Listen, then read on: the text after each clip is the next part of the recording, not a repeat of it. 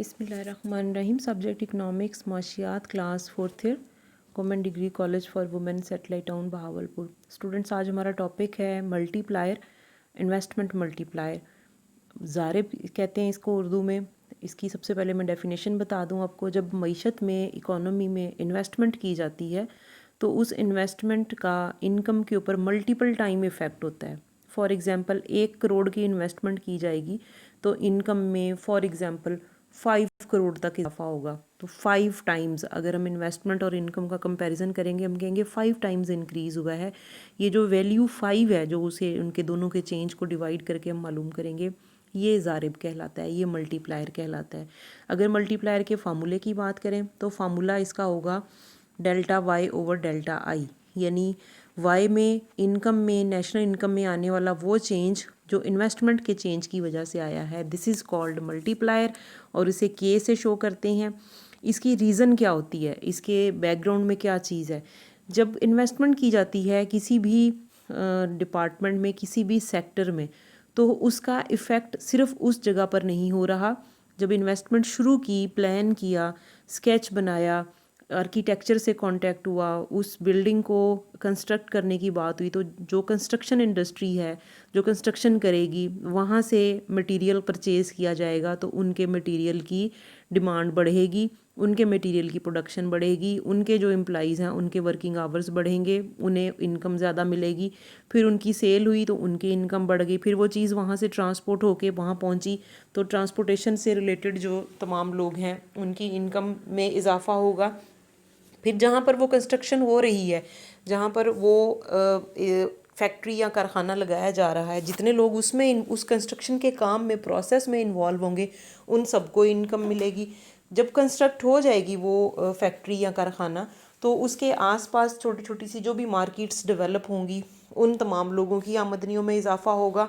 और at the and जो business जिस मकसद के लिए वो बनाई गई है, उस बिज़नेस के रन होने के बाद या ऑपरेशनल होने के बाद उस बिज़नेस को ख़ुद को इनकम मिलेगी। तो जितने सारे लोग इन्वॉल्व होंगे उस कारोबार से, या जितने लोगों को उस कारोबार की वजह से इनकम मिल रही है या उनकी इनकम में इजाफा हो रहा है, वो सारी की सारी इसी इन्वेस्टमेंट के ही इफ़ेक्ट के अंदर आ जाएगी। इसी को हम मल्टीप्लायर इफ़ेक्ट कहेंगे। कैलकुलेट अगर हमने करना हो तो हम कोई भी एग्जांपल ले सकते हैं कि for example delta I is 100 and multiplier is 4, then we can find out how much change will be in income। तो हम मल्टीप्लायर को और डेल्टा आई को मल्टीप्लाई कर लेंगे, यानी इसी एक फार्मूले से डेल्टा वाई और डेल्टा आई के की वैल्यू है, मल्टीप्लायर की वैल्यू है। इन तीन में से अगर हमें कोई दो चीज़ें मालूम हो तो हम तीसरी चीज़ मालूम कर सकते हैं, क्योंकि हमारे पास डेल्टा आई इंडिपेंडेंट वेरिएबल है तो डेल्टा आई हमें मालूम होगा, और दूसरा अगर हमें के मालूम है तो हम वाई की, डेल्टा वाई की वैल्यू फाइंड आउट कर सकते हैं। या अगर हमें डेल्टा आई और डेल्टा वाई दोनों मालूम हैं तो हम ये जांच सकते हैं कि कितने मल्टीपल टाइम इफ़ेक्ट हुआ है। What is multiplier effect? कि मल्टीप्लायर इफ़ेक्ट क्या है कि we are going to show that how an initial change in investment brings a multiple change in income. Again वही जो एग्जांपल मैंने आपको दी है कि उसी एग्जांपल में हम कंजम्पशन के इफ़ेक्ट को भी शो करेंगे कि we suppose that there is a change of autonomous investment worth 100। अब वो 100 रुपीज़ है, 100 करोड़ है, 100 मिलियन है, हमने सपोज किया है इसको सिर्फ। It is assume that the value of MPC, marginal propensity to consume, जो है ये 3/4 है। पॉइंट्स में लिख लें क्योंकि 1 और 0 के दरमियान इसकी वैल्यू होती है। ये 3/4 है। तो जो इनिशियल इन्वेस्टमेंट हुई है 100 की, it leads to increase national income by 100 in the first round, पहली दफ़ा। तो जितनी इन्वेस्टमेंट हुई है, जो उस 100 मिलियन से हमने जो चीज़ें ख़रीदी हैं उस कारोबार के लिए, पहली दफ़ा, पहले राउंड में, पहले स्टेप में, वो 100 की 100 किसी की इनकम बन गई। यानी हमने इन्वेस्ट किया पैसा, पैसा कैश की शक्ल में तो कारोबार में नहीं नज़र आ रहा, हमने उस पैसे से मशीनरी ख़रीदी, उससे इक्विपमेंट ख़रीदा, उससे रॉ मटेरियल ख़रीदा। जो जो चीज़ें हम उस पैसे से ख़रीद रहे हैं, जिस जिसके पास वो जा रही है, तो वो 100 हमारे पास जब तक था तो वो हमारा सुरमाया था, हमने इन्वेस्ट कर दिया, तो वो जाके उसी इकोनॉमी के अंदर किसी और की इनकम बन गई है। People who have earned such 100 will consume a certain amount out of 100 depending upon the value of MPC in the next round. अब जिन लोगों की वो 100 उनकी इनकम बनी है, वो अपनी उस इनकम में से एक ख़ास पोर्शन कंज्यूम कर लेंगे अपनी MPC की वैल्यू के अकॉर्डिंग, और रिमेनिंग जो है वो उनकी सेविंग या सेविंग्स के बाद वो उनकी इन्वेस्टमेंट होके वापस इकोनॉमी में आ जाएंगे। The people who have earned such 100, उन्होंने कंज्यूम कर लिया MPC, फॉर एग्जांपल 3/4 है, तो 100 का 3/4 हमने देखा 75 बनता है। 75 उन्होंने कंज्यूम किया, ठीक है। अब जो उन्होंने कंज्यूम किया ये भी डेफिनेटली किसी की इनकम बनी है जाके। The spending on the part of one section of economy leads to increase in income of some other section of the economy. यानी इन्होंने ये जो 75 मिलियन या जितने भी ये अमाउंट है जिन्होंने खर्च की है, तो जहाँ जहाँ उन्होंने खर्च की है ये कुछ किसी और लोगों की, यानी जिन शॉप से, जिन जगहों से, जिन मार्केट से उन्होंने अपनी ज़रूरत की चीज़ें खरीदी हैं, ये पैसे अब उनकी इनकम बन गए हैं। हमेशा ऐसे ही होता है, एक तरफ जो पैसे खर्च हो रहे होते हैं, मैं अगर कोई चीज़ ख़रीद रही हूँ, मेरा वो एक्सपेंस कहलाएगा या कंजम्पशन कहलाएगी, और जिस शख्स से या जिस दुकान से, जिस जगह से मैंने, जिस मार्केट से वो चीज़ ख़रीदी है, उनकी वो इनकम बन जाएगी, वो पैसे उनके पास जाके उनकी इनकम बन जाएंगे।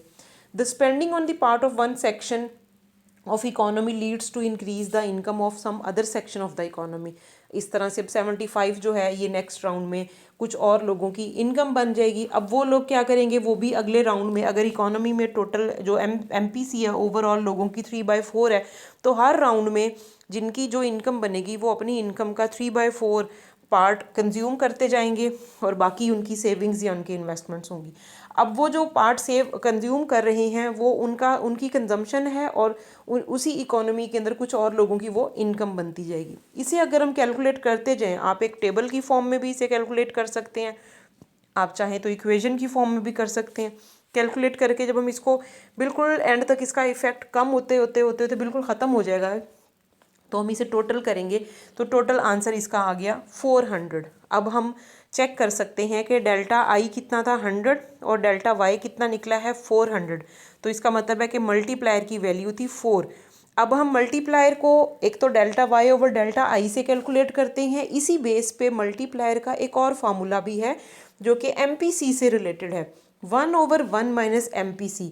अब जो हमारे पास 3/4 MPC की वैल्यू हमने सपोज की है वो हम इसमें पुट करेंगे, तो ये नीचे सामने आप देख सकते हैं 1/1 minus MPC is equal to 1/1 minus 3/4 is equal to 1/1/4, और 4 ये ऊपर चला जाएगा, तो हम देख सकते हैं मल्टीप्लायर की वैल्यू इस तरह से भी 4 निकली है, दूसरे तरीके से भी 4 निकली है। चाहे हमें मल्टीप्लायर की वैल्यू के ज़रिए से दिया गया हो या MPC के ज़रिए से, हम इस इफ़ेक्ट को कैलकुलेट कर सकते हैं। स्टूडेंट्स, बहुत इंपॉर्टेंट क्वेश्चन है जो आपके एग्ज़ाम में ऑब्जेक्टिव क्वेश्चन आता है, 4-4 या 5-5 नंबर के जो क्वेश्चंस होते हैं, शॉर्ट क्वेश्चंस, उसके हवाले से, या जैसे अभी तक कोई क्लियर नहीं है आइडिया कि अगर आपका MCQ की तरह का मल्टीपल चॉइस की टाइप का आपका पेपर होगा, तो उस तरह से तो बहुत इंपॉर्टेंट है ये टॉपिक, और इस तरह की जो माइनर चीज़ें हैं वो आपने बहुत डिटेल से करनी है। फार्मूला क्या है, कैलकुलेट कैसे करते हैं, इफेक्ट कैसे निकालते हैं, इकोनॉमी के में लोगों की एक साइड पे जो कंजम्पशन होती है वही उस इकोनॉमी के दूसरे पार्ट पे लोगों की इनकम बन जाती है। ये सारी चीज़ें आपने बहुत क्लियरली अपने माइंड में इन कॉन्सेप्ट्स को क्लियर कर लेना है। अब देखें, डायग्राम बनी हुई है आपके सामने, वाई एक्सिस के ऊपर कंजम्पशन C+IB और C+SB हम ले रहे हैं, और एक्स एक्सिस पे नेशनल इनकम है जो कि वाई से हम जिसको शो करते हैं। ओरिजिन से जो सीधी लाइन ऊपर जा रही है ये C+S है, कंजम्पशन प्लस सेविंग्स हैं, ये एग्रीगेट सप्लाई, और जो आपके ओरिजिन से थोड़ा ऊपर से स्टार्ट हो रही है C+I वैल्यू है। अगर हमने इनिशियल इन्वेस्टमेंट के साथ जो हमारी ऑटोनोमस इन्वेस्टमेंट थी उसमें हमने थोड़ा सा कुछ चेंज किया है, जो कि अभी पिछली एग्जांपल में हमने डिस्कस किया, 100 चेंज किया है, डेल्टा आई 100 है, तो 100 के इक्वल एक पैरेलल लाइन हम ऊपर से दोबारा गुजारेंगे जो कि C+I plus delta I not यानी उस चेंज के साथ शो कर रही है। तो इसकी वजह से हमारी इकोनॉमी का इक्विलिब्रियम E1 से E2 पे चला जाएगा, और ये शो करेगा कि इनकम में कितना इजाफा हुआ है, 400 इजाफा हुआ है। तो मल्टीप्लायर इफेक्ट को हमने डिफ़ाइन किया, उसको एग्जाम्पल के साथ कैलकुलेट करना मैंने आपको बताया, और फिर उसको ग्राफिकली किस तरह से शो करना है वो भी आपको बताया। मैथमेटिकली आप इसे थर्ड ईयर में कर चुके हैं, आप इसको देखिएगा कि अगर इसे ये डेरिवेशन आपने करनी हो तो आप उसको किस तरीके से करेंगे, एक दफ़ा प्रैक्टिस कीजिएगा। अगर आपको नहीं समझ में आएगा कमेंट्स में बताइएगा, मैं इंशाल्लाह आपको दोबारा से ये करवा दूँगी। एक ऑल्टरनेटिव एक्सप्लेनेशन है मल्टीप्लायर इफेक्ट की, जैसे ऊपर वाली जो डायग्राम है ये एग्रीगेट डिमांड और एग्रीगेट सप्लाई की है, तो इसी को हम सेविंग इन्वेस्टमेंट अप्रोच के साथ भी एक्सप्लेन कर सकते हैं कि सेविंग इन्वेस्टमेंट में क्या था, इन्वेस्टमेंट ऑटोनोमस सेम वैसी है, हॉरिजॉन्टल है, उसके साथ हमने 100 ऐड करके ऊपर लाइन गुजार दी, तो इक्विलिब्रियम जो लेवल है वो आगे चला जाएगा। आप चाहे तो दोनों डायग्राम्स बना सकते हैं एक साथ, और मैथमेटिकल डेरिवेशन भी अगर करना चाहें तो दोनों तरीक़ों से आप वो कर सकते हैं। और इसके बाद ये आप देख सकते हैं effect of change in consumption और equilibrium level of national income and consumption multiplier, कि अगर हम इसको as a consumption multiplier show करें, होता तो कंजम्पशन की वजह से ही है, जो भी इन्वेस्टमेंट हो रही है, इनकम बनती है, उस इनकम को लोग डिमांड करते हैं, वो चीज़ें ख़रीदी जाती हैं, तो उनको प्रोड्यूस करने की ज़रूरत होती है और उनमें इन्वेस्टमेंट की जाती है।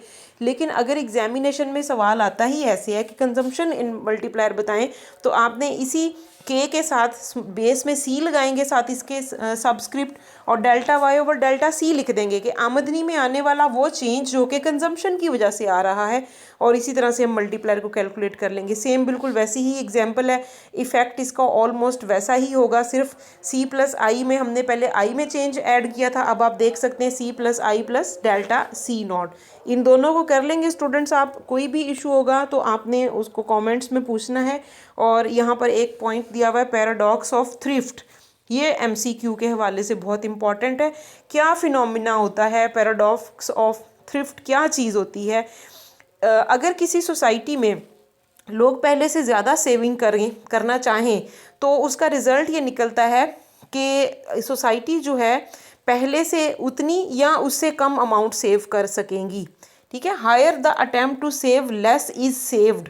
उसकी रीज़न क्या है? जब हम सेविंग्स करते जाएं और उसको इन्वेस्ट नहीं करेंगे तो डेफिनेटली आगे हमारी इनकम कम होगी, और इनकम में से कंजम्पशन के बाद हमारी सेविंग पहले से कम बचेंगी। ग्राफिकली अगर हम इसको दिखाएं तो आपने जो सेविंग इन्वेस्टमेंट अप्रोच से जो इक्विलिब्रियम निकाला था, अगर हम सेविंग्स को बढ़ाएं, वाई एक्सिस पे सेविंग्स है, सेविंग का कर्व ऊपर शिफ्ट करेंगे तो सेविंग का कर्व ऊपर जाने से इक्विलिब्रियम लेवल पिछली तरफ आ जाएगा हमारा, यानी पहले से रिड्यूस कर जाएगा।